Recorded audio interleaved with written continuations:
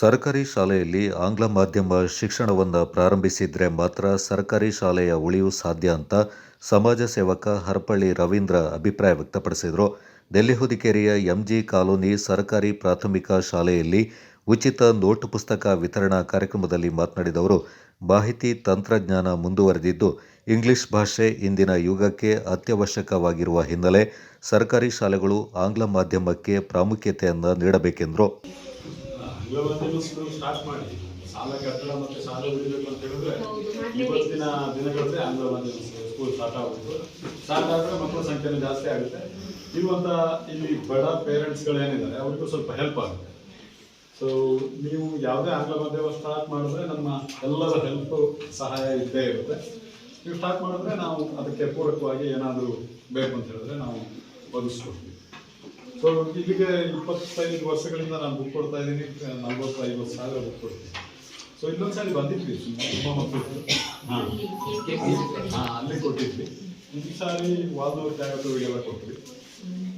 ಈ ಮಂತ್ ಇದು June 1 start ಮಾಡ್ತಾ ಇದ್ರು. ಅಂದರೆ ಅನ್ಫಾರ್ಚುನೇಟ್ ಆಗಿ 2-3 ದಿವಸ DC ರಜೆ ಕೊಟ್ಟರು ಮಳೆ ಅಂತ. ಇನ್ನೂ ಮುಗಿಲ್ಲ, ಅದಕ್ಕೆ ಇನ್ನೂ ಬರೋವರೆಗೂ ಇದೆ. ಮೇ ಎಂಡಿಂದನೇ ಕೊಡ್ತಾ ಇದ್ದೀವಿ. ಎಲ್ಲ ಸ್ಕೂಲ್, ಎಲ್ಲ ಗೌರ್ಮೆಂಟ್ ಸ್ಕೂಲ್ಗಳಿಗೆ ಮತ್ತೆ ಮನೆ ಹತ್ರ ತುಂಬಾ ಜನ ಬರ್ತಾರೆ, ಅವರಿಗೆಲ್ಲ ಕೊಡ್ತೀವಿ. ಇವತ್ತಿನ ಸನ್ನಿವೇಶದಲ್ಲಿ ಗೌರ್ಮೆಂಟ್ ಸ್ಕೂಲಲ್ಲಿ ಮಕ್ಕಳುಗಳ ಕೊರತೆ ಎದ್ದು ಕಾಣ್ತಾ ಇದೆ. ಯಾಕೆ ಅಂತ ಹೇಳಿದ್ರೆ, ಒಂದು ಆಂಗ್ಲ ಭಾಷೆಯತ್ತ ಎಲ್ಲ ಆಕರ್ಷಿತರಾಗಿದ್ದಾರೆ. ಅದಕ್ಕೆ ಪೂರಕವಾಗಿ ರಾಜ್ಯ ಸರ್ಕಾರ ಎಲ್ಲ ಸಲಕರಣೆಗಳನ್ನು, ಸವಲತ್ತುಗಳನ್ನು ಕೊಡ್ತಾ ಇದೆ. ಗೌರ್ಮೆಂಟ್ ಸ್ಕೂಲಲ್ಲಿ ಆಂಗ್ಲ ಮಾಧ್ಯಮ ಸ್ಕೂಲ್ನ ಸ್ಟಾರ್ಟ್ ಮಾಡ್ಬೋದು. ನಾವೊಂದು ಆಂಗ್ಲ ಮಾಧ್ಯಮ ಸ್ಕೂಲ್ ಸ್ಟಾರ್ಟ್ ಮಾಡಿದ್ವಿ. ಯಾಕೆಂತ ಹೇಳಿದ್ರೆ, ತುಂಬ ಪುಷ್ಪಗಿರಿ ತಪ್ಪಲಲ್ಲಿ ಒಂದು ಆಂಗ್ಲ ಮಾಧ್ಯಮ ಸ್ಕೂಲ್, ನಾನಲ್ಲಿ ನನ್ನ ಎಜುಕೇಷನ್ ಅಲ್ಲೇ ಮಾಡಿದ್ದು. ಅಲ್ಲಿ ನಮಗೆ ಇಂಗ್ಲೀಷ್ನ ಕನ್ನಡದಲ್ಲಿ ಮಾಡ್ತಾ ಇದ್ವಿ. ಹಾಗಾಗಿ ನಮ್ಮ ಮಕ್ಕಳು ಅಲ್ಲಿ ಸಫರ್ ಆಗಬಾರ್ದು ಅಂತ ಹೇಳಿ LKGಯಿಂದ ಸ್ಟಾರ್ಟ್ ಮಾಡಿ ಇವತ್ತು 8ನೇ ಕ್ಲಾಸ್ವರೆಗೆ ಹೋಗ್ತಾ ಇದೆ. ಬರೇ ಈಗ ಫೀಸ್ ತಗೊಳಕ್ಕೆ ಸ್ಟಾರ್ಟ್ ಮಾಡಿದ್ವಿ. 10,000 ರೂಪಾಯಿ. ಬೇರೆ ಕಡೆ ಎಲ್ಲ 40-50 ಸಾವಿರ ರೂಪಾಯಿ ತಗೊಳ್ತಾರೆ. ನಾವು 10,000 ರೂಪಾಯಿ ತಗೊಳ್ತಾ ಇದ್ವಿ. ಇತ್ತೀಚೆಗೆ ಒಂದು ಬಿಲ್ಡಿಂಗ್ ಎಲ್ಲ ಕಟ್ಟಿ ಮತ್ತು ವಾಹನ ವೆಹಿಕಲ್ಗಳೆಲ್ಲ ಮಾಡಿದ್ವಿ.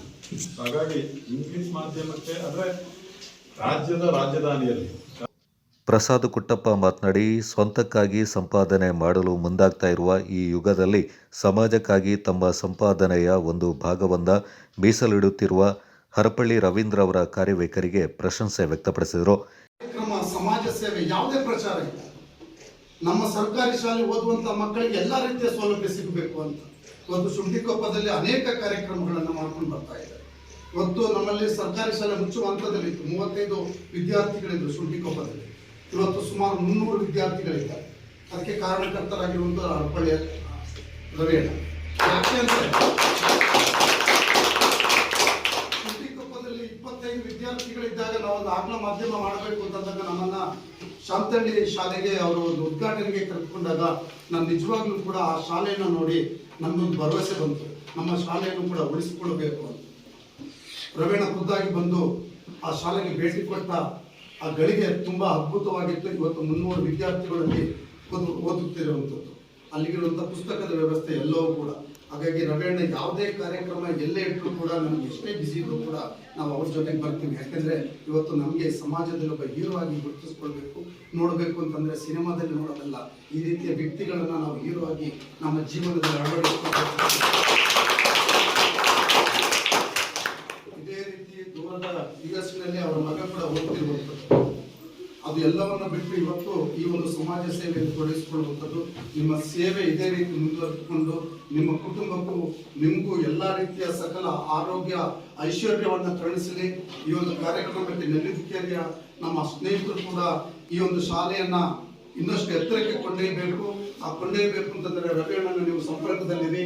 ಇದನ್ನ ಸರ್ಕಾರಿ ಶಾಲೆಯನ್ನ ಆಂಗ್ಲ ಮಾಧ್ಯಮ ಕನ್ನಡ ಶಾಲೆನಾಗಿ ಪರಿವರ್ತನೆ ಮಾಡಿ ಇನ್ನೂ ಹೆಚ್ಚಾಗಿ ರವೀಣನ ಜೊತೆಗೆ ನೀವು ಸಂಪರ್ಕ ಮಾಡಿದಾಗ ಈ ಶಾಲೆಯನ್ನ ಖಾಸಗಿ ಶಾಲೆಗೆ ಮೀರಿ ಅದನ್ನ ಪ್ರಯತ್ನ ಮಾಡಿ. ನಮ್ಮ ಕಡೆ ಅಭಿಮಾನಿಗಳ ಬಳಗದಿಂದ ನಿಮ್ಗೆ ಎಲ್ಲಾ ರೀತಿಯ ಸಹಕಾರ ಇರುತ್ತೆ. ರವೀಣನ ಈ ಸೇವೆ ಇದೇ ರೀತಿ ಮುಂದುವರಿಯಲಿ. ನನಗೂ ಈ ಸಂದರ್ಭ ಸಮಾಜ ಸೇವಕರಾದ ಅಜ್ವಲ್ ರವೀಂದ್ರ, ಬಸಪ್ಪ, ಖಾಸಿಂ ಅಜ್ಮಲ್, ಶಿಹಾಬುದ್ದೀನ್, ಗ್ರಾಮಸ್ಥರಾದ ಯೂನುಸ್, ಮುಖ್ಯೋಪಾಧ್ಯಾಯರಾದ ಮೀನಾಕ್ಷಿ, ಶಿಕ್ಷಕಿಯರಾದ ಪುಷ್ಪವೇಣಿ, ಧನಲಕ್ಷ್ಮಿ, ಎಸ್ಡಿಎಂಸಿ ಉಪಾಧ್ಯಕ್ಷೆ ಕಲಾ ಮತ್ತಿತರ ಪ್ರಮುಖರು ಪಾಲ್ಗೊಂಡಿದ್ದರು.